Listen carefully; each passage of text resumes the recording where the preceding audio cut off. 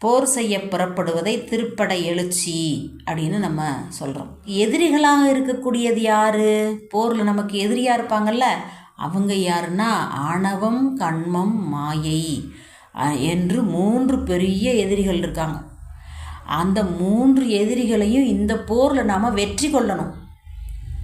அப்படி நாம் வெற்றி பெற்றோமானால் நாம் ஆளக்கூடிய இடம் எதுன்னா சிவலோகம். இந்த அருள்ங்கிற வாள், ஞான வாளை வைத்து ஆணவம், கண்மம், மாயைங்கிற அந்த 3 எதிரிகளை வென்று நாம் ஆளப்போகக்கூடிய இடம் எதுன்னு கேட்டிங்கன்னா சிவலோகம். இதையெல்லாம் நாம் மனதிலே வைத்துக்கொண்டு இந்த பதிகங்களையெல்லாம் நம்ம ஓத வேண்டும். இந்த போர் நடைபெறக்கூடிய இடம் இந்த உலகம்.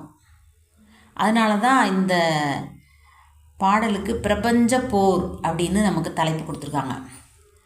இந்த உலகியலில் ஒரு போர் நடந்தால் அதுக்கு 4 வகை படைகள் வேணும்.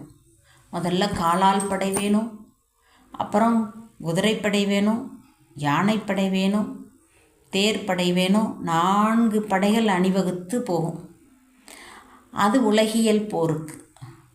இந்த அருளியல் போருக்கும் 4 வகை படைகள் சொல்கிறாரு நம்மளுடைய மாணிக்கவாசகர்.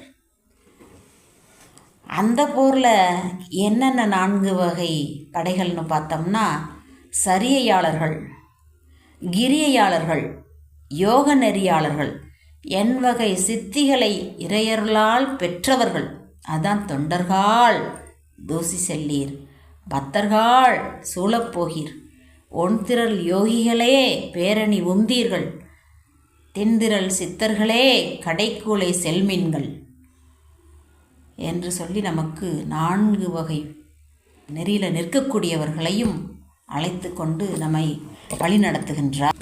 அண்டர் நாடு ஆள்வோம் நாம் அள்ளல் படை வாராமே என்று சொல்லி நமக்கு வெற்றி உறுதியாக கிடைக்கும் என்று நம்பிக்கையை கொடுக்கின்றார் மாணிக்கவாசகர்.